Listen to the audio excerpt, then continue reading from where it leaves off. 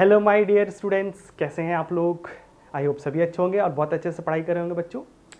आज के इस वीडियो में बच्चों हम लोग जा रहे हैं स्टार्ट करने ह्यूमन रिप्रोडक्शंस। बहुत सारे लोग बच्चों का डिमांड था कि भाई मैं जल्दी से ह्यूमन रिप्रोडक्शन स्टार्ट करूं, तो लो मैंने स्टार्ट कर दिया बच्चों। तो आज के इस एपिसोड में या इस वीडियो में बच्चों हम लोग डिस्कस करेंगे आपका सेक्स ऑर्गन्स और आपका सेक्सुअल कैरेक्टर्स के बारे में डिस्कस करेंगे। ठीक है बच्चों, तो चलो स्टार्ट करते हैं। मैं हूं आपका दोस्त और आपका बायोमेंटर अब्दुल मन्नान और आप लोग देख रहे हैं मेरा YouTube channel Abdul biology classes. तो बच्चों इस वीडियो में सबसे पहले मैं डिस्कस करूंगा आपका सेक्स ऑर्गन्स के बारे में। ठीक है, सेक्स ऑर्गन्स क्या होता है बच्चों? The sex organs, the organs which participate in the reproductions, और especially we are talking about the sexual reproduction। तो sexual reproduction में जो organ participate करते हैं उनको हम बोलते हैं sex organs कहते हैं। ठीक है, यहाँ पे जो सेक्स ऑर्गन है बच्चों पढ़ें उससे पहले मैंने इसको दो पार्ट में क्लासिफाई कर दिया है, प्राइमरी सेक्स ऑर्गन्स और सेकेंडरी सेक्स ऑर्गन्स। प्राइमरी और सेकेंडरी सेक्स ऑर्गन्स यहाँ पे दो ग्रुप में हम लोगों ने बांट के रखा है। ठीक है, तो पहले हम लोग समझेंगे कि ये प्राइमरी सेक्स ऑर्गन्स क्या है और सेकेंडरी सेक्स ऑर्गन्स क्या है, देन उसके बाद उसके एग्जांपल्स को डिस्कस करेंगे। प्राइमरी सेक्स ऑर्गन्स का मतलब होता है कि that organs which must have या which fulfil the two criteria. मतलब अगर प्राइमरी सेक्स ऑर्गन्स हैं तो उनको ये दो क्राइटेरिया फुलफिल करना ही पड़ेगा, तभी हम उनको क्या कहेंगे, प्राइमरी सेक्स ऑर्गन्स कहते हैं। जैसे पहला फंक्शन है मस्ट प्रोड्यूस्ड गैमेट्स। मतलब अगर प्राइमरी सेक्स ऑर्गन्स हैं तो इनको गैमेटोजेनेसिस प्रोसेस में पार्टिसिपेट करके गैमेट का प्रोडक्शंस करना होगा, तभी हम उनको क्या बोलेंगे, प्राइमरी सेक्स ऑर्गन्स का कहेंगे। दूसरा मस्ट प्रोड्यूस या सीक्रेट सेक्स हार्मोन्स। अगर ये प्राइमरी सेक्स ऑर्गन है तो गैमेट के साथ साथ बच्चों इनको सेक्स हार्मोन्स का सिक्रेशंस करना होगा। दैट मीन्स अगर गैमेट बना रहे हैं मतलब गैमेटोजेनेसिस में इन्वॉल्व हैं और आपका सेक्स हार्मोन के सिक्रेशंस में इन्वॉल्व हैं, तब हम इस ऑर्गन्स को कहेंगे प्राइमरी सेक्स ऑर्गन्स। और जो those organs which are not take part in these two function but they help the sexual reproductions, मतलब ये गैमेट नहीं बना रहे हैं और हार्मोन भी सिक्रेट नहीं कर रहे, लेकिन वो भी क्या है, one of the essentials part हैं आपके सेक्सुअल रिप्रोडक्शंस का, तो हम उनको कहते हैं बच्चों सेकेंडरी सेक्स ऑर्गन्स कहते हैं। ठीक है भाई, बात आई मेरे समझ में। अब कौन कौन से ऑर्गन्स हैं, तो हम लोग यहाँ पे पढ़ रहे हैं ह्यूमंस का पढ़ रहे हैं। तो ह्यूमंस जो है बच्चों, ह्यूमंस में मेल एंड फीमेल दो अलग अलग ऑर्गेनिज्म, दैट मीन्स ह्यूमन जो होता है वो आपका यूनिसेक्सुअल ऑर्गेनिज्म होता है और इसमें भी मेल फीमेल अलग अलग है और मेल फीमेल्स क्या करेंगे बच्चों, आपका सेक्सुअल डायमॉर्फिज्म शो करते हैं। इसको अभी इसके बाद सेक्सुअल कैरेक्टर में डिस्कस कर लेंगे। ठीक है, तो अब यहाँ पे मेल के पास प्राइमरी सेक्स ऑर्गन्स होता है टेस्टिस और फीमेल के बाद प्राइमरी सेक्स ऑर्गन्स होता है ओवरी। तो टेस्टिस एंड ओवरी कह सकते हैं कि ह्यूमन के केस में क्या है बच्चों, प्राइमरी सेक्स ऑर्गन्स हैं। ठीक है, अब आगे समझ में। अब आ जाते हैं हम लोग सेकेंडरी सेक्स ऑर्गन्स। तो सेकेंडरी सेक्स ऑर्गन्स बच्चों जैसा बताया मैंने कि ये तो ना तो गैमेट बनाएंगे और ना ही सेक्स हार्मोन का सिक्रेशंस करते हैं, ये असिस्ट करते हैं, हेल्प करते हैं सेक्सुअल रिप्रोडक्शंस में।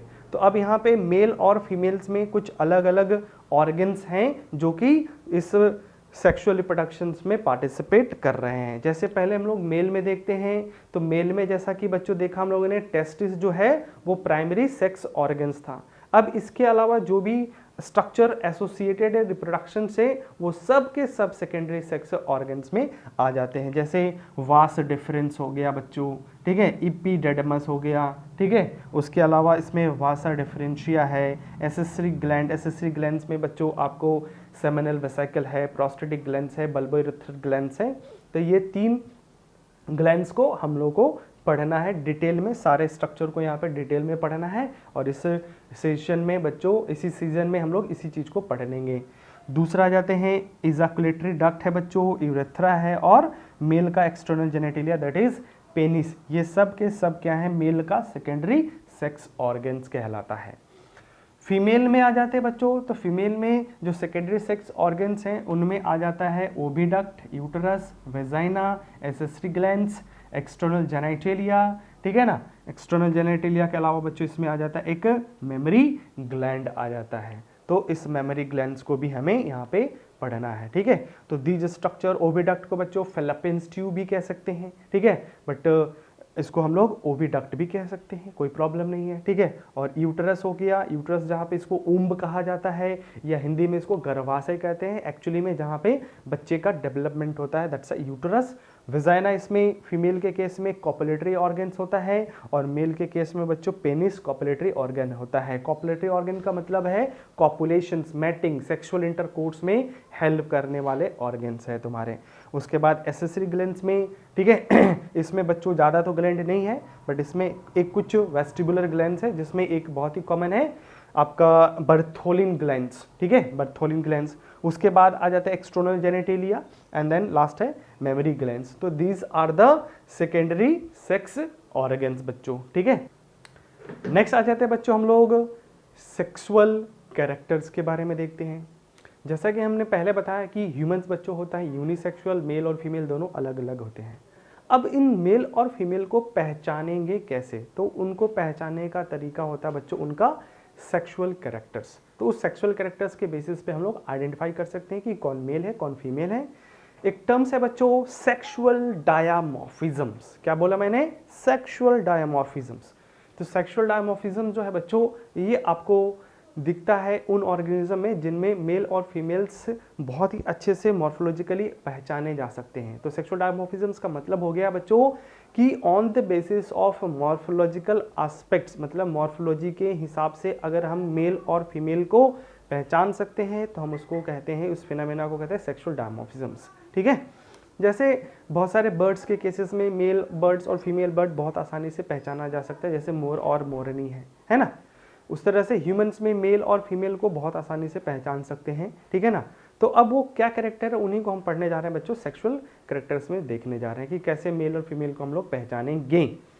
तो यहाँ पे बच्चों मैंने एक बना कर रखा है, जो सेक्सुअल कैरेक्टर्स हैं वो भी दो तरह के, प्राइमरी सेक्सुअल कैरेक्टर और सेकेंडरी सेक्सुअल कैरेक्टर।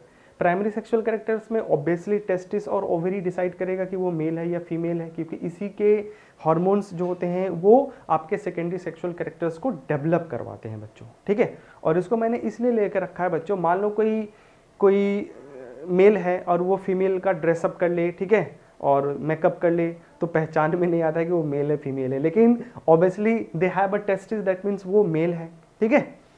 या सर्जिकली बहुत सारे लोग इधर उधर थोड़ा सा सेक्स ट्रांसफर करवाते हैं, तो उस केसेस में तो उनमें प्राइमरी जो सेक्स ऑर्गन्स जो जन्म के टाइम पे था उसके बेसिस पे हम उसको मेल फीमेल कहते हैं, ठीक है। तो इसको ध्यान में रखना कि ये प्राइमरी सेक्सुअल कैरेक्टर्स है।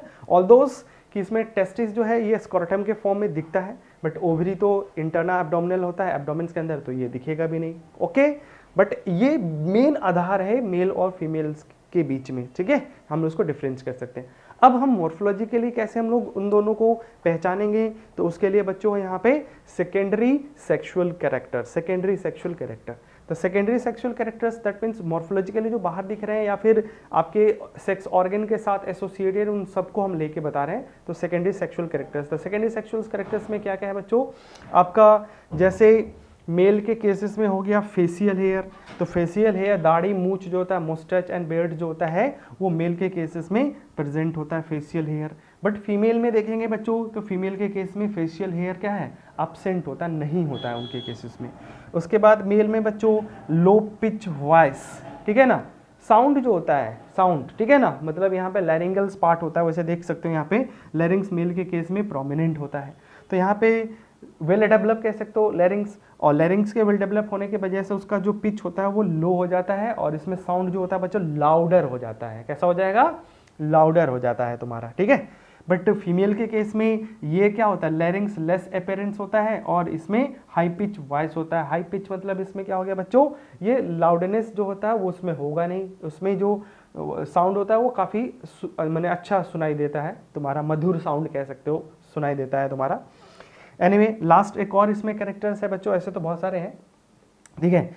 और इसमें लास्ट जैसे आपका बच्चों लेस डेवलप लेस डेवलप आपका मेमोरी ग्लैंड्स, मतलब मेल और फीमेल दोनों में मेमोरी ग्लैंड्स तो होता ही है, क्योंकि हम लोग मैमल्स हैं, तो मेमोरी ग्लैंड्स तो one of the mammalian characteristic feature हो जो कि सारे मैमल्स में होगा, वो चाहे मेल हो फीमेल हो। But in the case of human male जो मेमोरी ग्लैंड होता है वो लेस डेवलप होता है, मतलब डेवलप ही नहीं होगा, इसकी ज़रूरत ही नहीं पड़ती है। बट फीमेल के केस में मेमोरी ग्लैंड्स बच्चों ये वेल डेवलप होता है, और इसके हेल्प से जो फीमेल है वो यंग वंस को नरिशमेंट्स करती है, मतलब न्यूट्रिशंस प्रोवाइड्स करती है, पालन पोषण जो होता है वो करती है। ठीक है, इसके अलावा बच्चों एक पेल्विक रीजन अगर देखें, पेल्विक रीजन्स मतलब इस पार्ट को कहा जाता है, ठीक है ना, हिप बोन जहाँ पे होता है, तो फीमेल के केस में पेल्विक पार्ट होता है वो थोड़ा ब्रॉडर होता है। ठीक है, बेसिकली ब्रॉडर होने के रीजंस के पीछे रीजंस क्या है कि उसी जगह पे क्या होता है, जो फीटस है या एम्ब्रियो है वो डेवलप होता है, तो वहाँ पे होल्ड करने के लिए जगह होता है। और बट मेल के केसेस में क्या होता है, ये लेस डेवलप होता है। दूसरा और एक ले सकते हैं फीचर बच्चों कि मेल के केसेस में जो मसल्स होता है वो काफ़ी ज़्यादा मस्कुलराइज्ड होता है, तो बॉडी मस्कुलर होता है। बट फीमेल के केस में मसल्स होता है लेकिन उतना ज़्यादा डेवलप नहीं होता है। फीमेल के बॉडी में फैटी डिपोजिशन ज़्यादा मिलेगा आपको मेल के कंपेयर में। ठीक है, मेल के कंपेयर में फीमेल में क्या मिलेगा बच्चों, फैटी डिपोजिशन ज़्यादा होता है, उनके बॉडी मसल्स जहाँ हैं वहाँ पे फैटी डिपोजिशन ज़्यादा होता है in compare to the male. ठीक है, तो ये कुछ था आपका डिफरेंस जिसके बेसिस पे हम लोग मेल एंड फीमेल को डिफरेंशिएट कर सकते हैं। ठीक है बच्चों, तो ये वीडियो आपको कैसा लगा है, ठीक है, अच्छा लगा हो तो लाइक करिएगा ज़रूर, ठीक है ना, शेयर करिएगा, और जो लोग भी मेरे चैनल पे नए हैं वो चैनल को सब्सक्राइब करिए, साथ में आपका नोटिफिकेशन जो बेल है उस बेल को हिट करिएगा ताकि मेरे वीडियो का नोटिफिकेशन आप तक पहुंच सके। ठीक है बच्चों, तो इस वीडियो को मैं करता हूँ यहीं पे समाप्त, और मिलते हैं नए वीडियो में दूसरे पार्ट्स के साथ, इसी का दूसरा पार्ट। ठीक है बच्चों, तब तक के लिए all the best, bye bye.